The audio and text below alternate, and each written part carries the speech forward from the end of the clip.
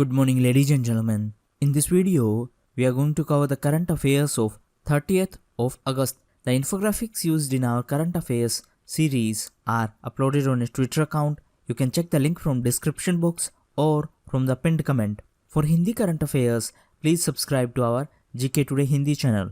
Now, let's start. The Gorewada International Zoo is going to set up in which city? Right answer is Nagpur. So recently, to protect forest, the government of India has given approval to establish international standard zoo and biopark on the forest land at Gorewada in Nagpur. If we talk about Nagpur, it is in Maharashtra. The capital of Maharashtra is Mumbai and Mr. C. Vidyasagar Rao is the governor. Mr. Devendra Fadnavis is the chief minister. Area-wise, Maharashtra is the third biggest state of India and population-wise, it is the second biggest state of India. The official language of Maharashtra is Marathi. Recently, Maharashtra was in news as it became India's first state to adopt a digital fingerprint and iris scanning system AMBIS. AMBIS stands for Automated Multimodal Biometric Identification System. Maharashtra was also in news as recently government has decided to interlink rivers to solve the crisis of water in the state. For this, recently, Damanganga Pinjal River Interlinking Project was approved. Apart from that, Maharashtra was also in news as recently Mr. Amir Khan launched Maharashtra government's initiative Mission Shakti. The objective of Mission Shakti is to train athletes from Chandrapur and Gadchiroli for international events like Olympics. Apart from that, Maharashtra was also in news as recently Project SURE, that is Sustainable Resolution, was inaugurated by Union Minister of Textiles Ms. Smriti Irani in Mumbai in Maharashtra. Kandangi sari, which has got GI tag, is associated to which state? Right answer is Tamil Nadu. So recently, two well-known products from Tamil Nadu, the Dindigul, Lok and the Kandangi sari has been given the GI tag by the Geographical Indications Registry in Chennai. Now answer in comment box. This Geographical Indications Registry works under which union ministry? If we talk about Tamil Nadu, the capital is Chennai and Mr. Banwarilal Purohit is the governor of state. Mr. E.K. Palaniswamy is the chief minister. Tamil Nadu is under the jurisdiction of Madras High Court. Tamil Nadu was also in news as recently Mr. Prakash Javadekar inaugurated National Center for Avian Ecotoxicology in Coimbatore in Tamil Nadu. Tamil Nadu was also in news as recently 10 days annual festival of the famous Madurai Meenakshi Amman temple has started in Tamil Nadu. Apart from that, the Tamil Nadu government recently launched its exclusive education TV channel and the name of this TV channel is Kalvi Tholaikachi. It will be helpful for the students of class 1 to class 12th. Apart from that, Tamil Nadu was also in news as recently Tamil Nadu government honored ISRO chief Dr. K. Sivan with Dr. APJ Abdul Kalam Award. If we talk about ISRO, recently India's first private space museum was opened in Hyderabad. It is a joint initiative of ISRO and BM Birla Science Center. Tamil Nadu was also in news as recently Panchamritam from Tamil Nadu got GI tag. GI stands for Geographical Indication.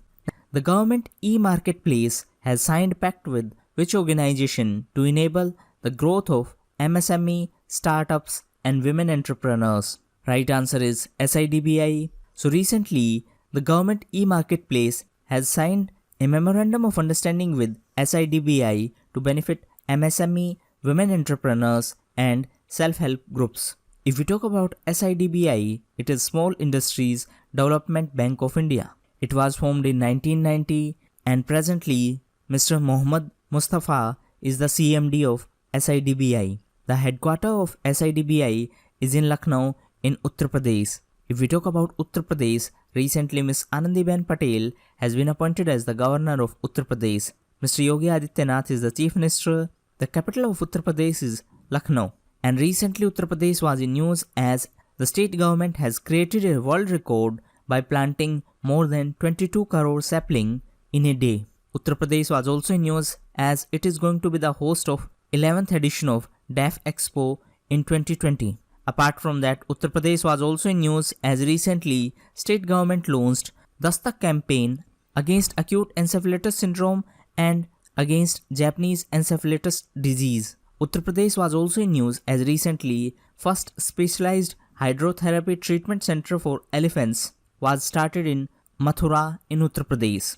The Union Health Ministry has signed a pact with which institute to explore artificial intelligence for combating tuberculosis. Right answer is Wadhwani Institute for Artificial Intelligence.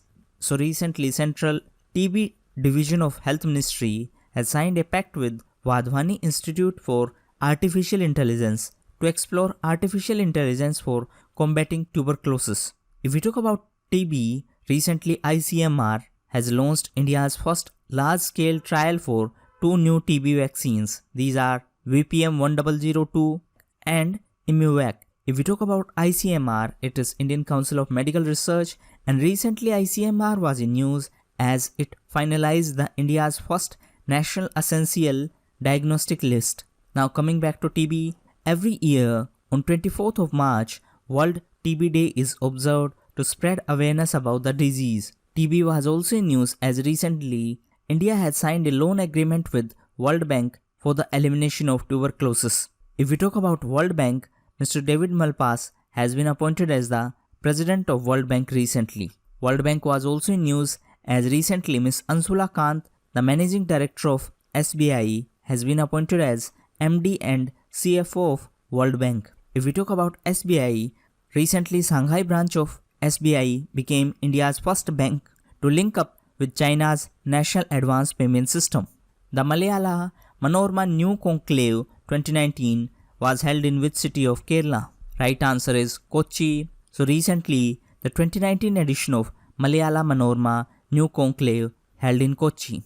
It is Kerala's first and only news conclave that deals with most contemporary and compelling themes. The conclave was inaugurated by Prime Minister Mr. Modi via video conference from New Delhi. Apart from that, on this occasion, Mr. Shashi Tharoor launched a language challenge on Twitter. The name of challenge is #language challenge. The objective of this challenge is to help people learn one word each from languages other than their mother tongue. If we talk about Kerala, Kerala was in news as India's first space tech park will be in Kerala in Thiruvananthapuram. Kerala was also in news as it is the top performing state as per India Child Wellbeing Index. The index has been prepared by World Vision India and IFMR lead. So Kerala is the top performing state and Meghalaya, Jharkhand and Madhya Pradesh are the worst performing states. Kerala was also in news as recently Niti Aayog released second edition of Healthy States Progressive India and Kerala is the top performing state as per this report. Kerala was also in news as recently Kerala became first Indian state to get fund through World Bank's Climate Resilience Program. Kerala was also in news as India's first elephant rehabilitation center will be set up in Kerala in Kotor. Apart from that, Kerala was also in news as recently International Shark Meet 2019 held in Kerala in Kochi. It was organized by Central Marine Fisheries Research Institute and Food and Agriculture Organization.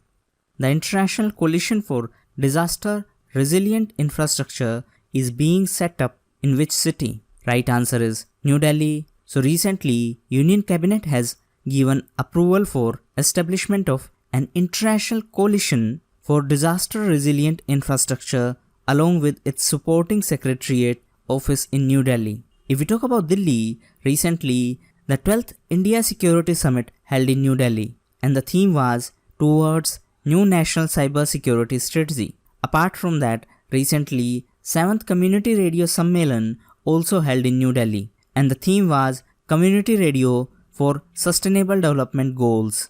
On the other hand, the first ever World Youth Conference for Kindness was inaugurated by President Mr. Ramnath Kovind in New Delhi. Apart from that, recently Delhi Chief Minister Mr. Arvind Kejriwal announced a new initiative. The name of initiative is 10 Hafte, 10 Baje, 10 Minute, Har Ravivar, Dengue Parvar.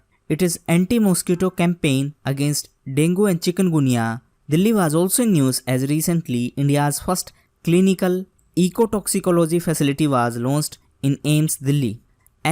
SAswatha Narayana, who won the gold in water technology at 2019 World Skills Kazan International Competition, is from which state? Right answer is Odisha. So Mr. SAswatha Narayana from Odisha became the first Indian to win gold at World Skills Competition 2019. This competition held in Kazan city of Russia.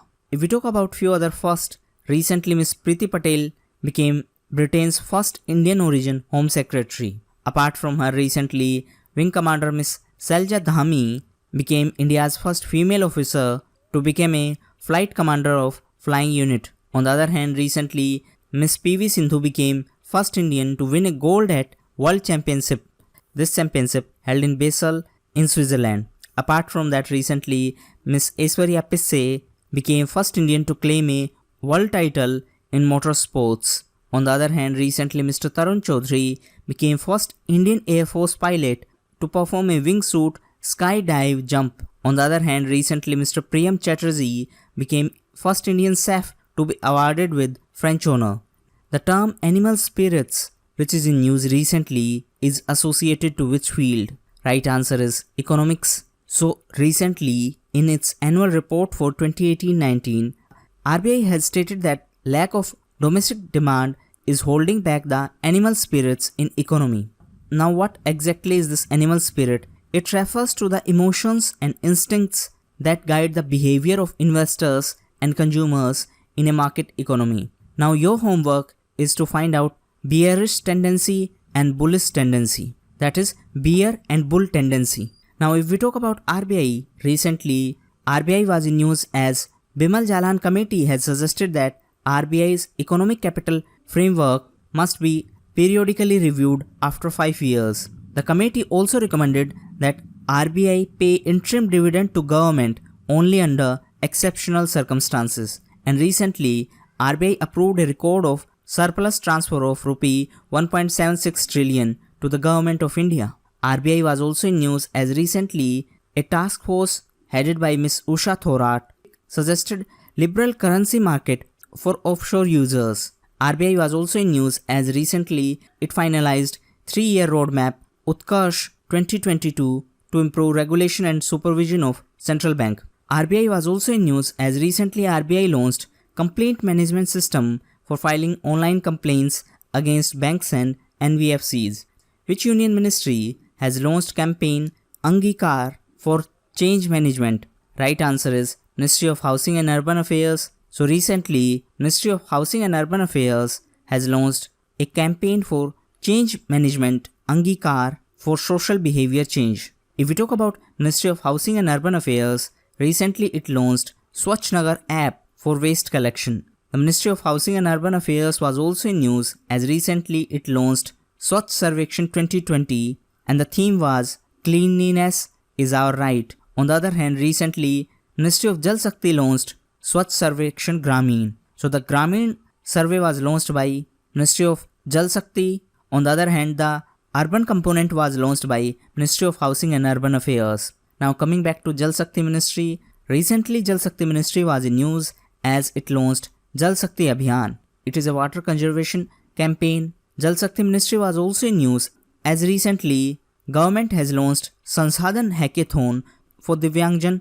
accessible toilets, and it is an initiative which was organized by Ministry of Jal Shakti and Department of Empowerment of Persons with Disability in collaboration with Atal Innovation Mission of Niti Aayog.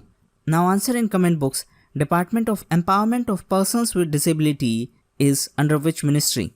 Who has become the first Indian woman para-athlete to be conferred Rajiv Gandhi Khel Ratna Award? Right answer is Ms. Deepa Malik. So recently, on the occasion of National Sports Day, Mr. Bajrang Punia and Ms. Deepa Malik were conferred Rajiv Gandhi Khel Ratna Award, and with this, Ms. Deepa Malik became first Indian woman para-athlete and oldest athlete ever to be conferred the prestigious Rajiv Gandhi Khel Ratna Award. So these were the most important current affairs of the day. Thank you.